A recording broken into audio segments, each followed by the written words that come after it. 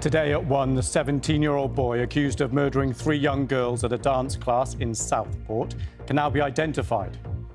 Axel Muganwa Ruda Kubana appeared at Liverpool Crown Court this morning, charged with 3 counts of murder and 10 counts of attempted murder.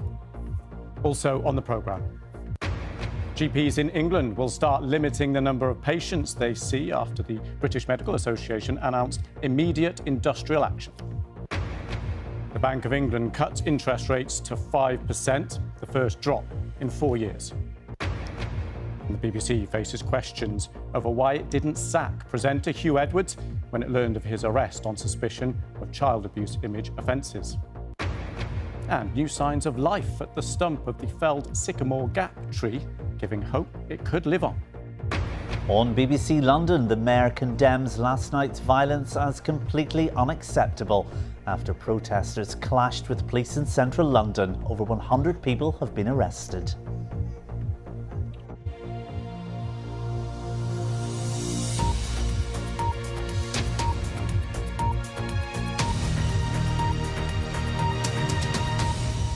Good afternoon and welcome to the BBC News at 1. At 6, Huw Edwards resigns from the BBC on medical advice. Huw, who worked here for 40 years, has been off air since last July after allegations that he paid a young person for sexually explicit photos. Also tonight, the Prime Minister's plan to deter migrants. Rishi Sunak promises flights to Rwanda by July.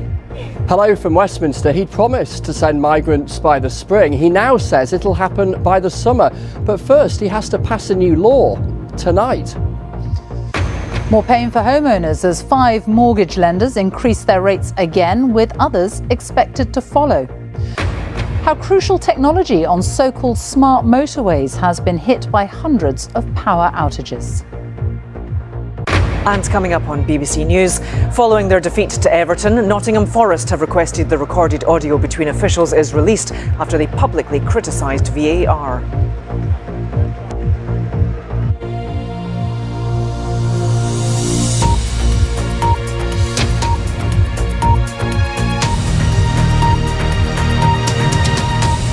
Good evening. Huw Edwards has resigned from the BBC, saying he was leaving on the basis of medical advice from his doctors. Tonight at 10 live from Washington. After President Biden quits the race to be re-elected, his vice president, Kamala Harris, speaks at the White House. He has backed her to replace him as the party's presidential candidate. Today, she paid tribute to his record in office. Joe Biden's legacy of accomplishment over the past 3 years is unmatched in modern history. But what do voters in the key swing states think of the choices they may face? I truly think that Trump is a better choice, just with the economy and how things are run. I like her. I think it would be nice to have a woman in office. We'll be looking at who Kamala Harris is and what voters make of her. Stories on tonight's programme. The race to replace Rishi Sunak as Conservative leader will start on Wednesday, the Tories announce. 4 members of one family die in a car crash, along with 2 motorcyclists on a country road in West Yorkshire. In Bangladesh, after a violent crackdown on student demonstrators, there's a pause in the protests, but tensions remain high. And we speak to Charlotte Dujardin ahead of her bid to become Britain's most successful female Olympian. Here in the East, a former sub-postmaster who gave up his job shop amid the Horizon computer scandal is told he will get compensation. And out of this world, the company working to make medicines in space.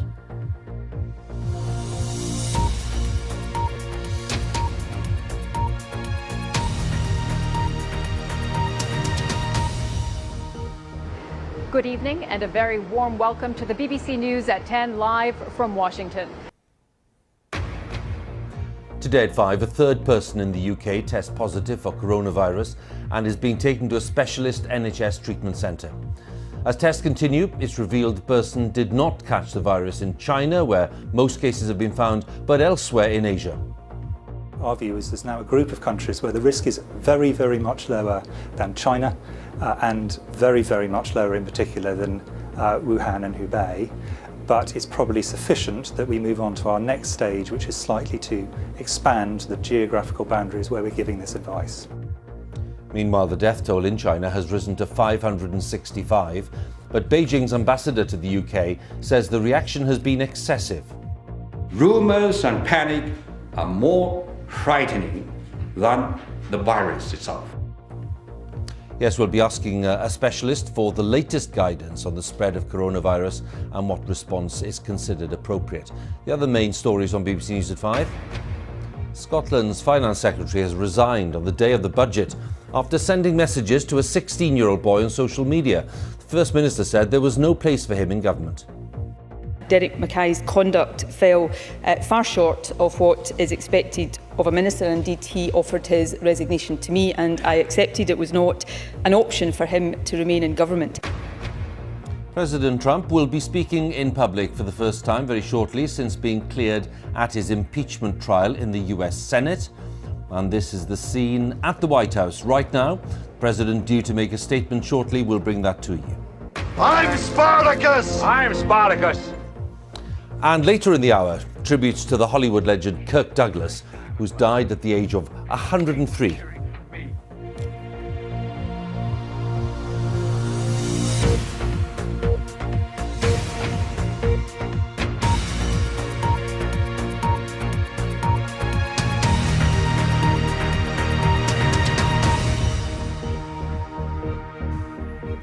It's 5 o'clock. Our main story is that a third person has now tested positive in the UK for coronavirus.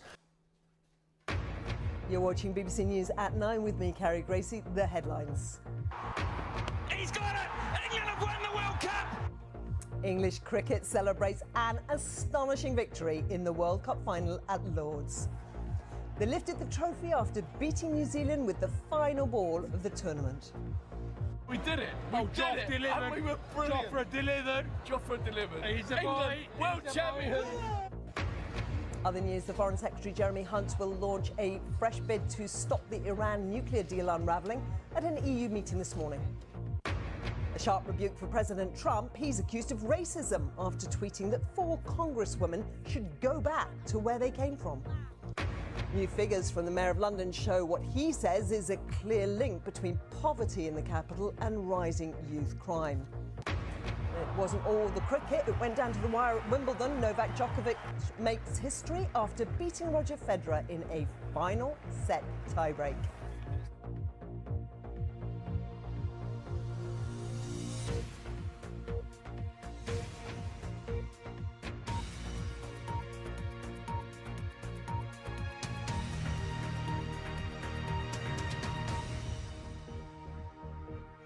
Good morning, welcome to BBC News at 9. England's men's cricket team will this morning celebrate winning the Men's Cricket World Cup for the first time. Live from London, this is BBC News. Chants of murderer, murderer directed at Spain's King Felipe. The monarch's pelted during a visit to the flood-ravaged Valencia region. Health officials in Gaza say Israeli airstrikes have killed at least 23 people following the reported deaths of 50 children in just 48 hours in the territory. Here in the UK, the Chancellor Rachel Reeves says she stands by her decision to raise national insurance for employers despite the backlash from some in business. Not long until polling day in the US, and Kamala Harris and Donald Trump are continuing their last-minute appeal to voters in those crucial swing states in the race for the White House.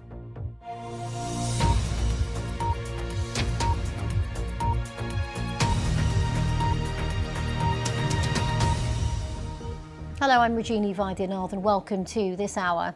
Spanish TV's reporting that King Felipe's visit to the Valencia region has been suspended following angry scenes as he visited the town of Paiporta. Which party best represents British values and patriotism? The Liberal Democrats say it's them.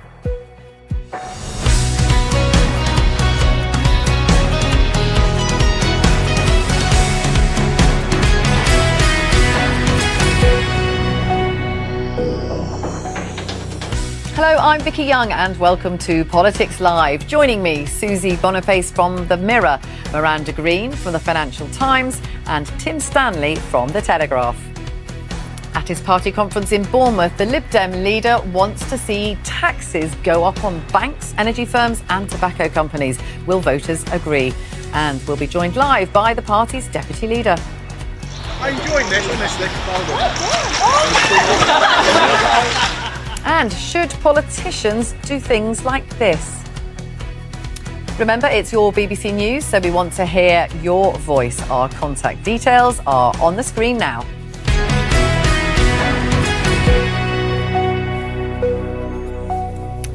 Now, so Ed Davey is going to be making his big conference speech later on this afternoon. But in the meantime,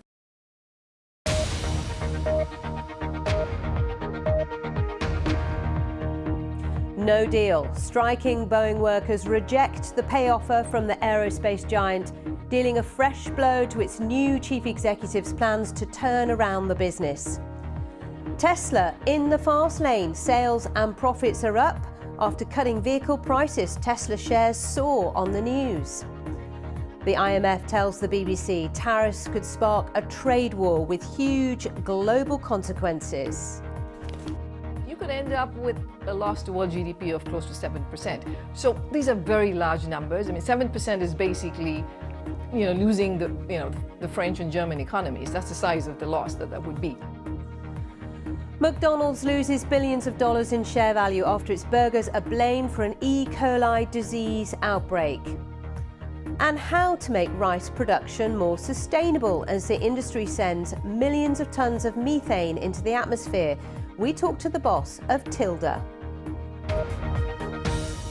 Welcome to Business Today. I'm Sally Bundock. We start. How to report on the thorny issue of migration. Welcome to Newswatch with me, Regini Vaidyanathan, standing in for Samira this week.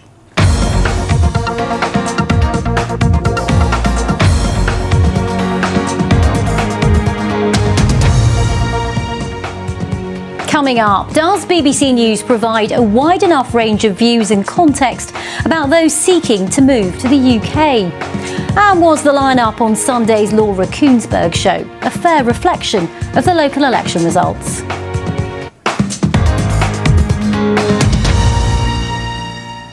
Over the past few years, the subject of migration has never been far from the top of the agenda, politically, socially and journalistically.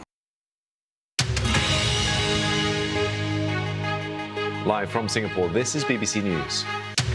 Former US President Joe Biden is diagnosed with an aggressive form of prostate cancer. With Gaza on the brink of famine, Israel says it will allow basic amounts of food into the territory as it extends its ground offensive against Hamas. And Pope Leo XIV calls for peace in Ukraine in his inaugural mass and meets President Zelensky.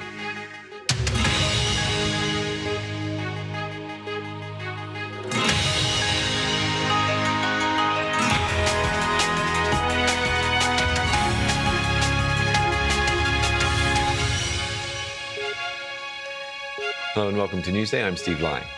Now, former US President Joe Biden has been diagnosed with prostate cancer that has spread to his bones. Thanks for making time for Focus on Africa live from Nairobi on BBC News. Our stories today. Sudan's main airport is targeted by a drone attack just a day before it was due to reopen for the first time in 2 years.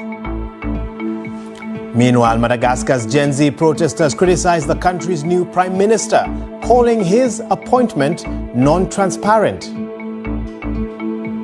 Also, coming up in the program, in from the cold, well, Uganda is said to receive over $2 billion from the World Bank as a loan freeze over one of the world's harshest anti-gay laws ends.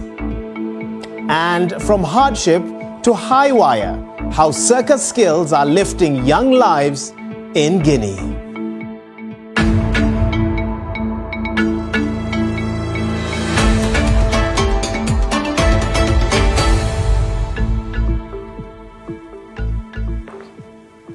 Well, many thanks for joining us. You are in time now for Focus on Africa.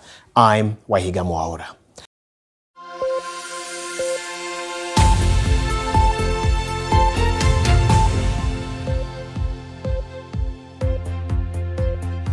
Good morning. Welcome to Breakfast with Charlie State and Naga Munchetti. Our headlines today.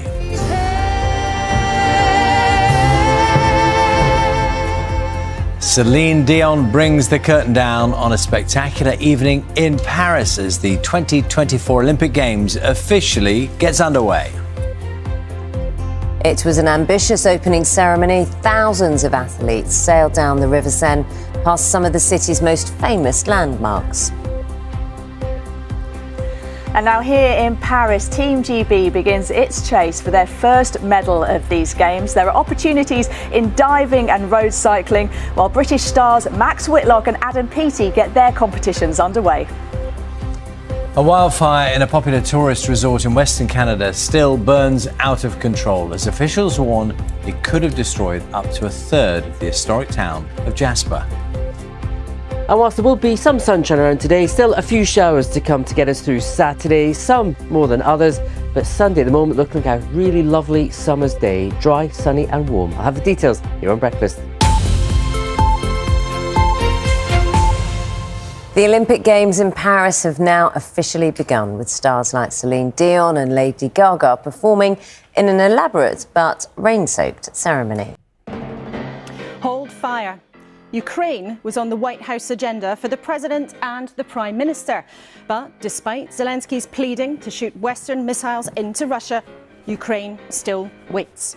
The Foreign Secretary, fresh from those talks, David Lammy, will join us live this morning. Here he is, alongside James Cleverly, who was the Foreign Secretary and the Home Secretary, but now wants another job to be the next Tory leader.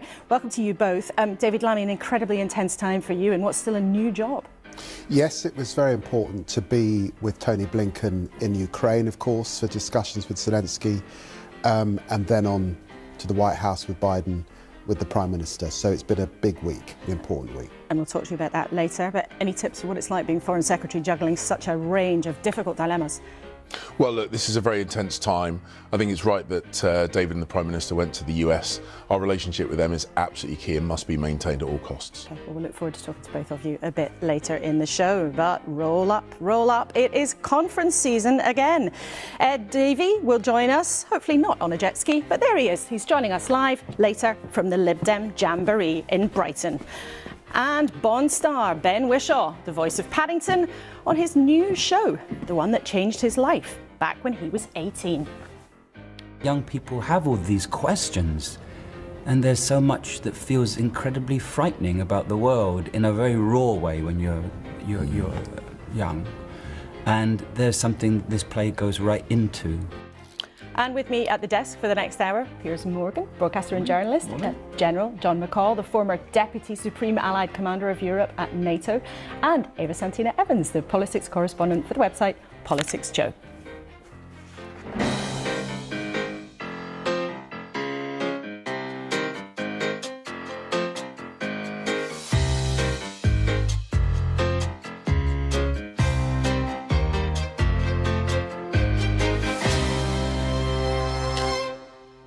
And morning. Let's start, as we always do, with what is making the news. Every week, Question Time travels to a different part of the United Kingdom. Tonight, we've come to Birmingham, a city with one of the UK's youngest and most diverse populations, the birthplace of Cadbury's chocolate, heavy metal, and the chicken Balti. It also boasts more miles of canals than Venice, apparently. The City Council is emerging from a financial crisis that led to service cuts and council tax rising by about 18% over the past 2 years.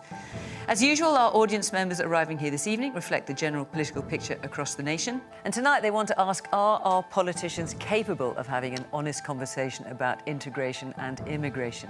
And is the government taxing pubs and restaurants out of business? Welcome to Question Time from Birmingham.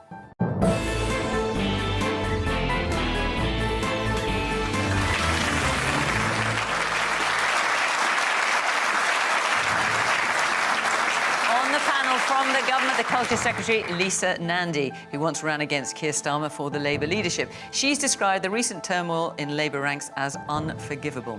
For the Conservatives, Alicia Kearns is Shadow Home Office Minister. Before entering Parliament in 2019, she was a counter-terrorism consultant and has visited war zones across the world. She says she's not easily spooked. Jess Brown-Fuller is the Liberal Democrats Justice spokesperson and the MP for Chichester. Before politics, she was an events officer and a local councillor. Tom Kerridge is a chef and business owner who endorsed Labour at the last election, but warns that the hospitality industry is running out of steam, money and energy. And Esther Krakow is a broadcaster and columnist who describes herself as socially conservative and thinks that Britain has been cursed with stupid politicians.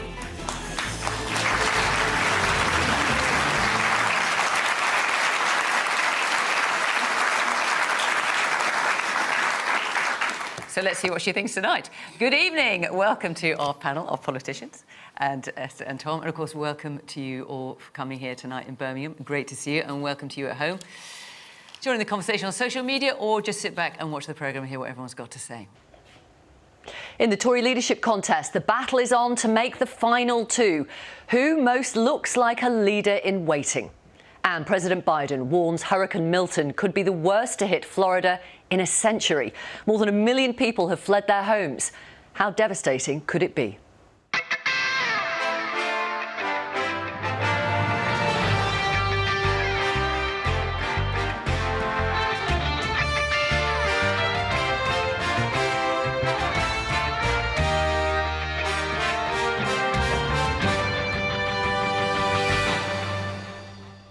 Hello, welcome to Newsnight. The US National Hurricane Center has just upgraded Hurricane Milton to a Category 5 storm.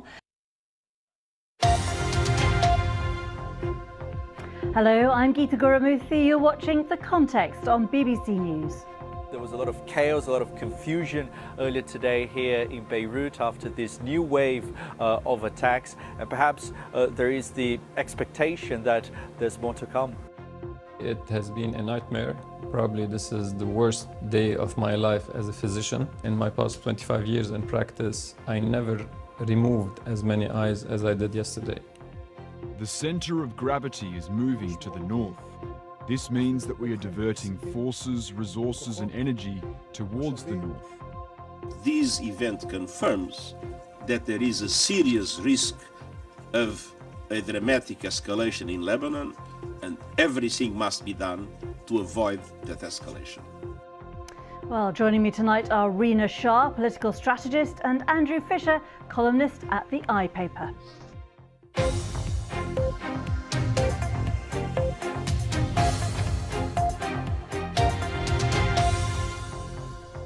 First, the latest headlines. Israel's defense minister has said the military is opening a new phase in the war and will be diverting troops and resources northwards. Hello, Team News Round. I'm Jenny, coming to you for the first time this Monday from our brand new studio. What do you think? OK, coming up on the programme today. A famous win for young Newcastle fans. And why this river has been dyed bright green.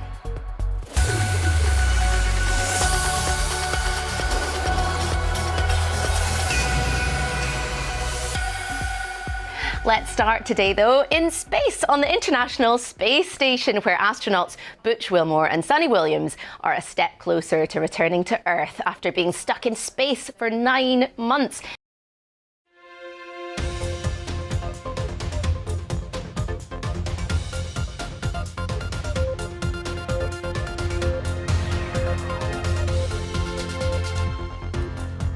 The world's second largest economy sets its sights on a slowdown. China lowers its growth targets as it emerges from its extended COVID lockdowns.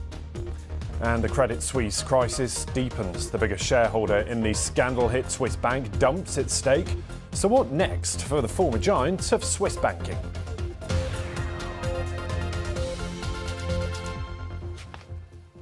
Hello, welcome along. This is World Business Report. I'm Ben Thompson. Now, we start in China, the world's second largest economy, because it set out its economic forecast for the year ahead.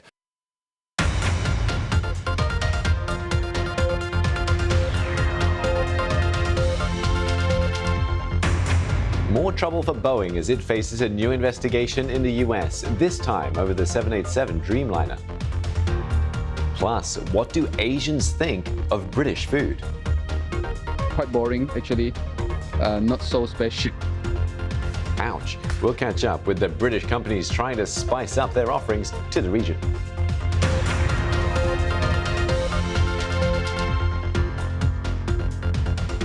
Hello and a warm welcome to Asia Business Report this Tuesday. I'm Steve Lai.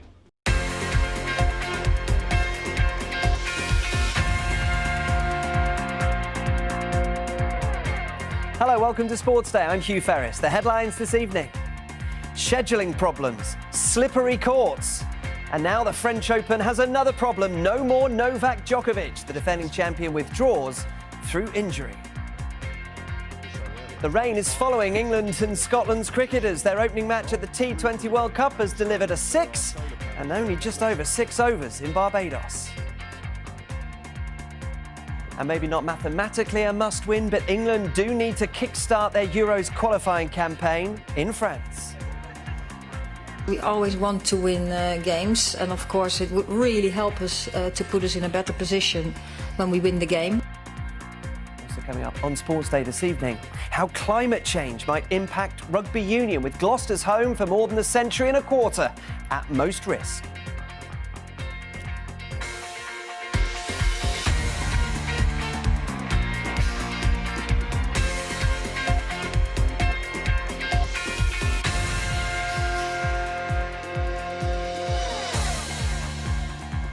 Hello again, welcome along to Sports Day this evening. A list of problems facing this year's French Open has just got longer. Novak Djokovic has withdrawn from the tournament with a knee injury. Good morning to you from our very handsome new studio. There's a huge and fascinating dilemma facing the country this winter. Do ministers listen to the increasingly desperate pleas for help from a big range of industries? Do they offer subsidies for pricey energy, let in more foreign workers in order to avoid queues, closures and shortages? Or do they hang tough, as the Prime Minister said he would last week, and force company bosses to pay higher wages here? Stick with the policy or flinch and then fold?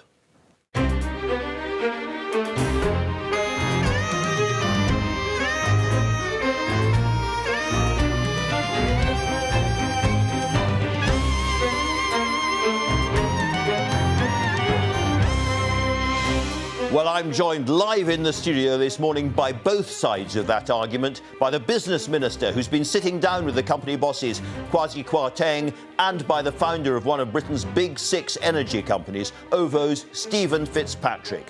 Giving a Labour perspective on the world energy market, the Shadow Trade Secretary, Emily Thornberry. And we haven't even mentioned coronavirus yet. It's all over, isn't it? Maybe not. I'll be joined by Jenny Harris, the head of the UK Health Security Agency. And George Clooney's been telling me why he felt a very personal need to direct his new movie. This was a really kind film. It is. It was gentle, and I needed that. And I felt like if I needed that, maybe other people might feel the same way. Kind and gentle film, kind and gentle show. Reviewing the news, Sebastian Payne of the Financial Times and Minette Batters speaking on behalf of the farmers for the NFU. But first, the news headlines with Roger Johnson. Hello, you're watching Afternoon Live. I'm Simon McCoy. Today at 4, jubilant scenes at the Oval as cricket fans young and old celebrate England's dramatic World Cup win. I'm also definitely playing yesterday. Probably sunken in a little bit more this morning. But it was just a really, really great day yesterday, especially sharing it with the lads. A serial thief who targeted victims through dating apps is found guilty of murdering a businessman using the drug GHB. Senior Democrats accuse President Trump of racism after he tweeted that 4 congresswomen should go back to where they came from. And coming up on Afternoon Live, got all the sport, still dominated by one story. Gavin? Absolutely, Simon. Yes, more World Cup action for England today as well. This time in the netball, they're playing Jamaica right now in Liverpool as they look to maintain their 100% record. I will talk to you later. Thanks for that, Gavin. And looking at the weather for us, it is Nick Miller. Simon, the weather's in high pressure mode to start the week. It's all quiet out there, but there are weather changes on the way. Wetter and breezier for some of us. Stay with me for the forecast a bit later on. Nick, thank you very much. Also coming up here on Afternoon Live, we'll be in Hull, where some local residents are taking road safety into their own hands. That's in News Nationwide just after 4:30.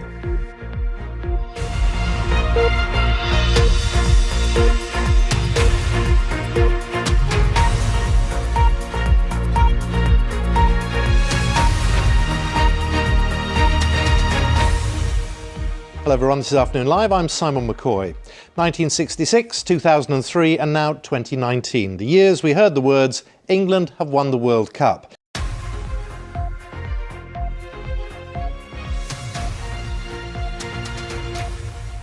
Hello, you're watching BBC Newsroom Live with Joanna Gosling. Our headlines. After England's astonishing victory in the World Cup final, fans prepare to hail their heroes at the Oval in South London. The men's team lifted the trophy after beating New Zealand with the final ball of the tournament.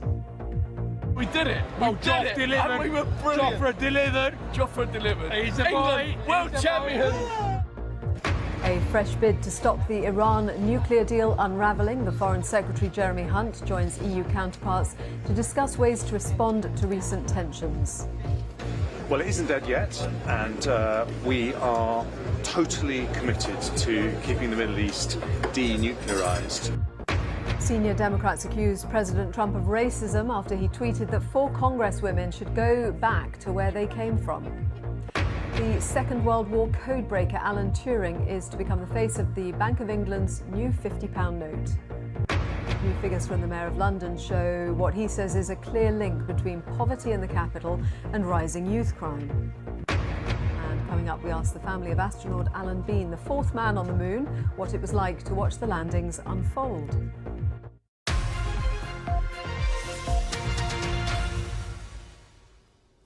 Time for a sports update. We can get the very latest from Jane. Hi. Hi there. Well, England's cricketers are heading to the Oval this morning, where they'll do a lap of honour after winning the Men's World Cup for the first time. It's 7 p.m. in London. This is The World Today. I'm Martine Croxall. The US economy shrinks by 0.3%. Bad news for Donald Trump, but he's blaming his predecessor. That's Biden. That's not Trump. We came in and I was very against everything that Biden was doing in terms of the economy, destroying our country. Ukraine's Prime Minister says Kiev expects to sign a much-anticipated resources deal with the US in the next 24 hours. King Charles says being diagnosed with cancer is a daunting and frightening experience, but it has also showed him the very best of humanity. And the moment the legendary Sycamore Gap tree was felled, shown at the trial of the 2 men accused of cutting it down. Also coming up on The World Today, why the number of children opting to play the recorder has declined.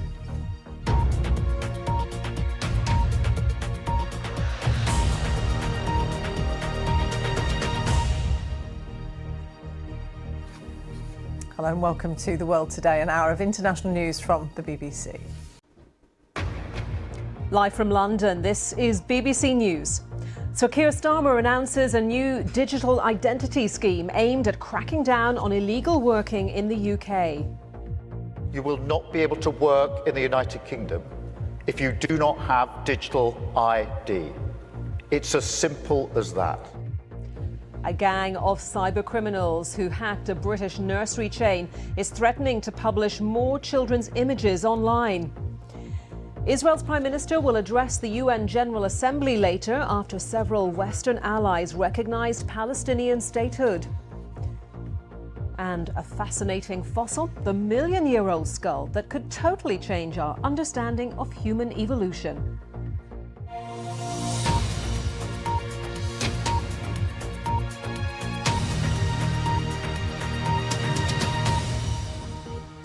Hello, I'm Anita McVeigh and welcome to BBC News Now. 3 hours of fast-moving news, interviews and reaction.